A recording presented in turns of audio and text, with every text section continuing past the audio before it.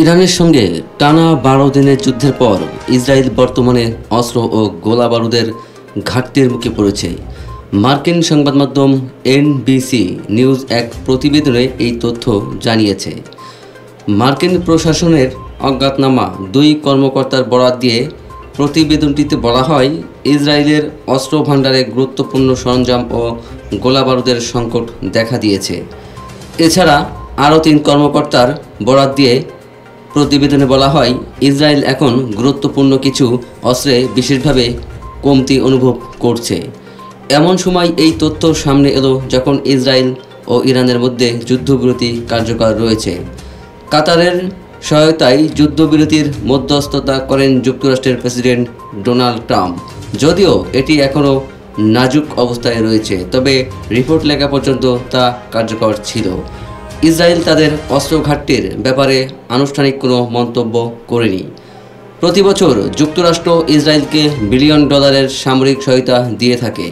ইরানের হামলার সময় ইসরায়েলকে প্রতিরক্ষা সহায়তা দিতে এবং ক্ষেপণাস্ত্র প্রতিহত করতে যুক্তরাষ্ট্র সক্রিয়ভাবে সহায়তা করেছে বলেও এনবিসি জানিয়েছে। গত 13 জুন ইরানের বিরুদ্ধে গোপনে পারমাণবিক কর্মসূচি পরিচালনার অভিযোগ তুলে বড় ধরনের সামরিক অভিযান শুরু করে ইসরায়েল। একই দিনে ইরান অপারেশন 2 প্রভিস 3 নামে ইসরায়েলের সামরিক স্থাপনাগুলাই পাল্টা অভিযান শুরু করে। যুক্তরাষ্ট্র ইসরায়েল ইরানের পারমাণবিক কর্মসূচিতে সামরিক উদ্দেশ্য থাকার অভিযোগ আনলেও তেহরান বারবার এটি অস্বীকার করেছে। গত 18 জুন আন্তর্জাতিক পারমাণবিক শক্তি সংস্থার আইইএ মহাপরিচালক রাফায়েল গ্রোসিও জানান, ইরানের কোনো সক্রিয় পারমাণবিক অস্ত্র কর্মসূচির সুনির্দিষ্ট প্রমাণ তাদের হাতে নেই। এরপর 22 জুন যুক্তরাষ্ট্র ইসরায়েলের পক্ষে ইরানের 3টি পারমাণবিক স্থাপনায় হামলা চালায়, যা উত্তেজনা আরও বাড়িয়ে তোলে। এ ঘটনার জবাবে সোমবার ইরান যুক্তরাষ্ট্রের কাতারে অবস্থিত আল উদেইদ বিমান ঘাঁটিতে ক্ষেপণাস্ত্র হামলা চালায়।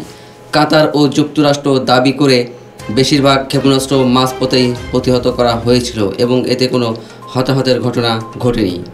ইরান হামলা করবে সেটি কাতারকে আগেই জানানো হয়। বিষয়টিকে অস্বাভাবিক হিসেবে নেননি বলে জানান ডোনাল্ড ট্রাম্প।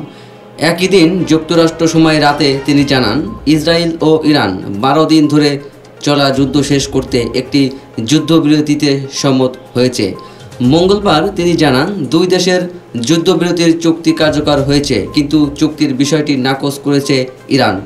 দেশটির পররাষ্ট্র দপ্তর জানিয়েছে, ইসরায়েল আগ্রাসন শুরু করলে সঙ্গে সঙ্গে জবাব দেওয়া হবে।